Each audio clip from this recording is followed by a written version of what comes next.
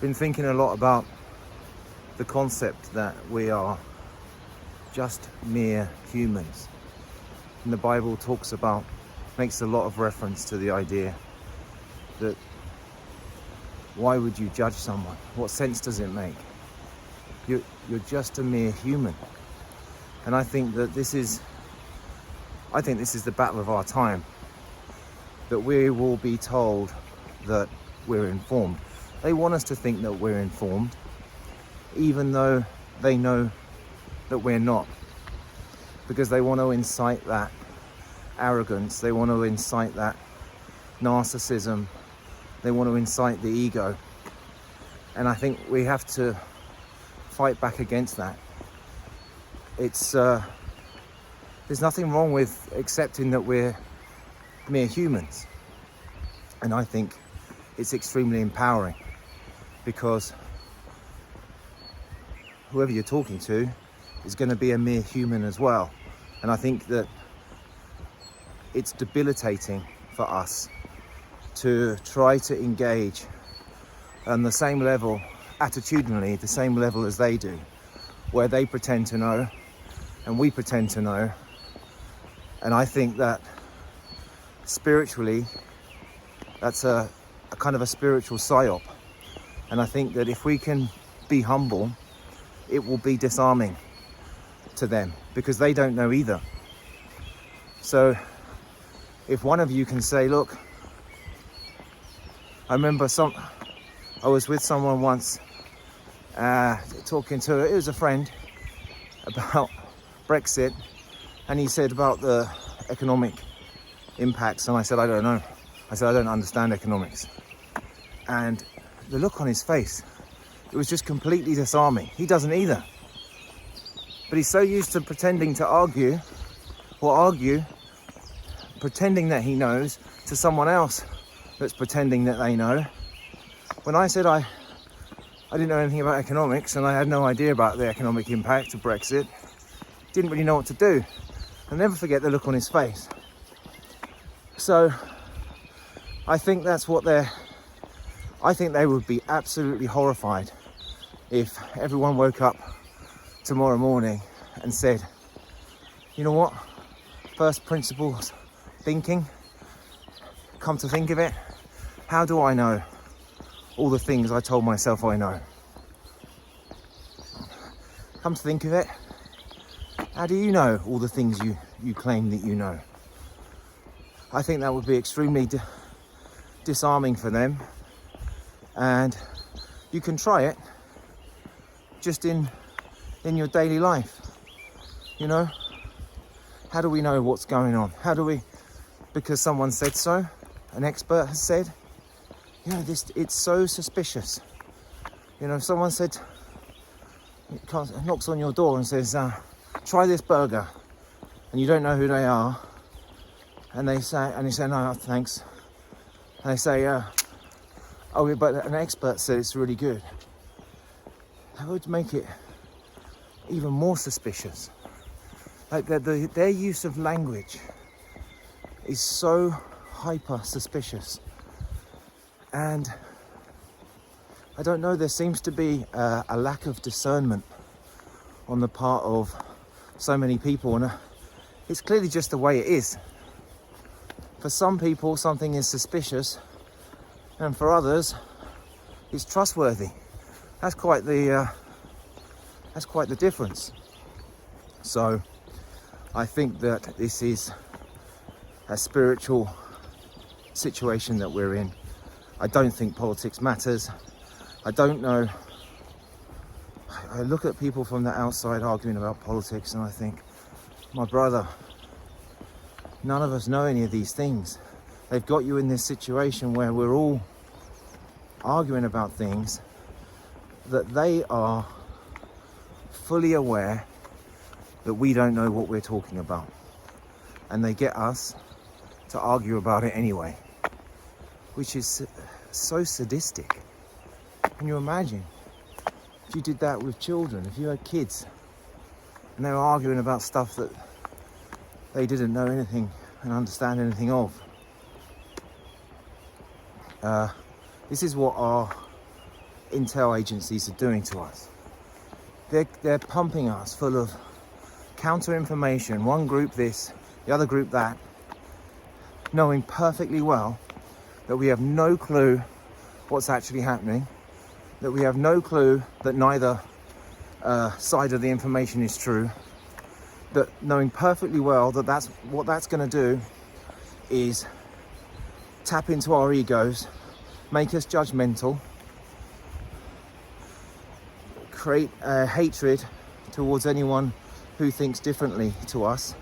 Imagine what it does really is I think what they want to do is turn us in our minds into God, because when you listen to godless people, they seem to have consumed the place of God in their minds. They've taken on the ability to judge everyone, and they've taken on just this lack of humility. And I see much more humility in Muslims and Christians, and I see very little humility among the atheists, and I think that is the plan. I think that they want to make us think that we're God, because that's the most sinful thing that we could do. Judgment, the things that a lot of the things that people believe about themselves, that their capacity to be able to judge things that no human being could ever judge, are things that only God could judge. And it's, on the face of it, it's so obvious. That's why I think it's spiritual.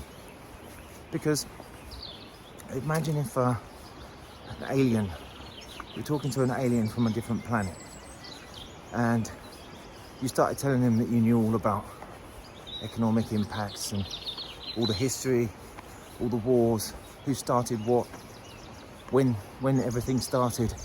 The alien would be like, how the hell do you know that? Just a human. And because it is so kind of obvious when you think about it that we don't know any of these things, but yet we do insist on believing it, and the fact that it's encouraged by people that have earthly power over us, for me indicates that it's something spiritual. And loads of people can see that what we're going through is spiritual. And I say going through, it's got to have been the case for everyone throughout history, going through this spiritual situation. And it looks like we're going towards everything that the Bible said. If you don't want to read the Bible, just go to ChatGPT and just ask it what the Bible says about end times, eschatology, and you'll see it. ChatGPT is so useful, especially if you don't want to get into the Bible if you're not used to it. Just ask it, what does the Bible say about this? What does the Bible say about that? What it says about end times. It's describing exactly as we are. Things like the mark of the beast, things like the, putting good before evil and evil before good. All this endless examples of how the Bible predicted, prophesied 2,000 years ago with such accuracy. And you can see when you watch two people interact, and one person is clearly just concerned with truth. They don't care where that truth leads. And the other person has got this kind of twisting of words and sophistry and arrogance. And there's just a spiritual difference among us. I can see it. I don't know. I don't suppose I'm the only one that can see it. But So we're definitely in a spiritual battle. People will carry on talking about their politics and saying that, you know, you've got to vote for this party. But the only way you can have real security, safety, it's not really the right word, safety, but security for the future is through Jesus Christ. It's not through voting for a party or being on the right side of one argument or the other. I mean, it's another thing. The culture at the moment, and perhaps it's always been this way, culture at the moment is the atheists seem to think that there's some kind of political heaven waiting for them if they're on the right side of a political divide. It doesn't really matter if you're on the right side of a political... Who cares? Who cares if you're on the right side of a political divide? You're right about what? Climate change. It doesn't work. It doesn't... It's such an ungodly, atheistic approach to life that there's no God, but what really, really does matter is your politics. And that disconnect between that kind of empty thinking and the fact that the people that run the world, they know that what you're thinking is a lot of nonsense anyway. So with or without God, they're definitely being played. 100%. There's no chance that anyone working in the intel agencies or high among the families, the dynasties, there's no way any of those people agree with the general public's politics about anything. And that's without the fact that they've abandoned God. So, you know, they are definitely, they're spending their lives playing the wrong game, like I did for a long time. And I firmly believe, and I can see it in my daily life, that the answer doesn't lie in all the lies in this world, all the media, all the culture, being on one side or another. The answer lies in the teachings and a relationship with Jesus Christ. And I would beseech you to read a Bible, ask some questions to ChatGPT, and I will speak to you guys next time. God bless.